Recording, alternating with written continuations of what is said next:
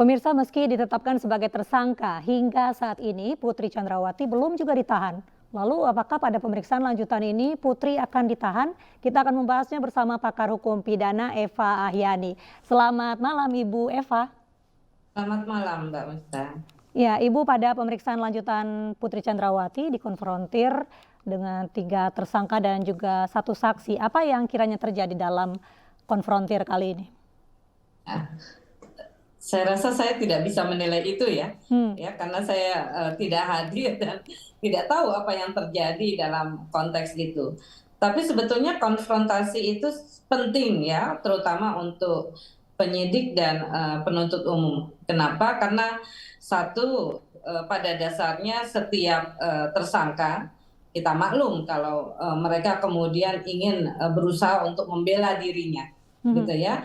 Kalau bisa bebas malah lebih baik begitu ya. Itu kan dalam pemikiran seorang tersangka. Sehingga apa yang dilakukan tentunya akan menghadirkan apakah itu kebenaran atau justru itu kebohongan ya, dengan tujuan untuk kemudian menghindarkan diri dari status tersangkanya dilanjutkan, ataupun kalau dilanjutkan itu akan meringankan dia ya di dalam peristiwa ini, di dalam posisinya.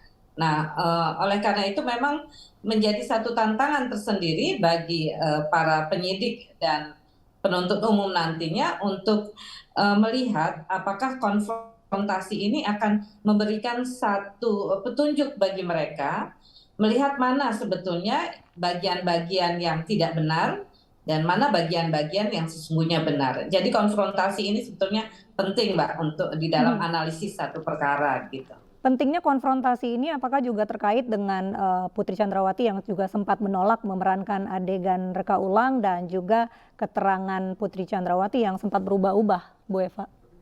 Ya, kalau menolak untuk kemudian menghadirkan satu reka ulang, saya kira hak gitu ya, Mbak ya.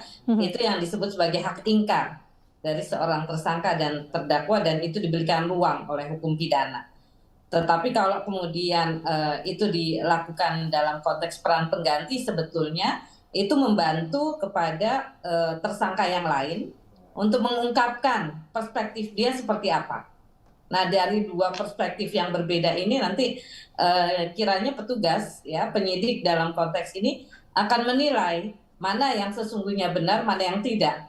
Begitu. Ini tentunya disinkronkan dengan alat bukti atau barang bukti yang dihadirkan di dalam konteks rekonstruksi itu. Ya, hari ini merupakan lanjutan pemeriksaan dari Putri Chandrawati yang sebelumnya sempat tertunda karena sudah larut malam dan juga mengingat kesehatan Putri Chandrawati. Nah, sudah pemeriksaan 2 kali. Ini sudah ada desakan untuk Putri Chandrawati ditahan. Ataupun juga ada wacana mengenai Putri Chandrawati akan menjadi tahanan kota terkait dengan tersangka memiliki balita. Adilkah ini? Ya, kalau mengatakan adil atau tidak gitu ya, ini kan bicaranya dalam konstruksi yang luas gitu ya, pandangan masyarakat, karena sesungguhnya hukum pidana itu kan hukum publik, Mbak Mista, ya, hukum yang memberikan keadilan seluas-luasnya pada masyarakat. Ini akan isu ini atau diskusi ini tentunya akan berangkat dari pandangan masyarakat umum yang cenderung untuk membanding-bandingkan ya kepada perlakuan polisi ini ya, perlakuan penyidik. Kok dalam perkara yang lain, 340 yang lain, seorang ibu yang bahkan gitu ya dalam kondisi hamil, melahirkan di dalam tahanan, tetap ditahan, sementara di kasus yang ini itu tidak dilakukan. Satu itu ya. Yang kemudian memang hukum pidana juga tidak melarang ya apakah itu ditahan atau tidak ditahan, karena tergantung pada keperluannya. Ya, diberikan kewenangan itu untuk kepada penyidik.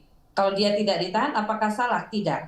Tetapi kembali lagi, apakah kemudian penyidik yakin akan ada jaminan dia tidak melarikan diri, tidak menghalangi barang bukti, atau tidak mengulangi pidananya, gitu ya.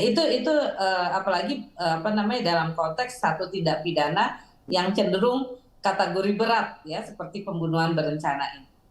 Dan yang ketiga, kalaupun yang bersangkutan sakit, sakitnya sakit apa, dirawat di mana, gitu ya. Ya, apakah sakit ini sampai kemudian sakit yang sangat berat sehingga kemudian dia menjadi dibedakan perlakuannya dengan umumnya pelaku tindak pidana yang lainnya. Itu kan juga hal-hal yang harus dijawab oleh petugas ya, oleh penyidik dalam perkara ini kepada masyarakat, sehingga ini tidak ditanyakan terus-menerus gitu ya, perlakuan-perlakuan yang dianggap istimewa. Baik Bu Eva, berarti dalam hukum tidak ada keharusan dalam penahanan tersangka. Kita akan membahasnya lebih dalam usai jeda. Tetaplah di Breaking News.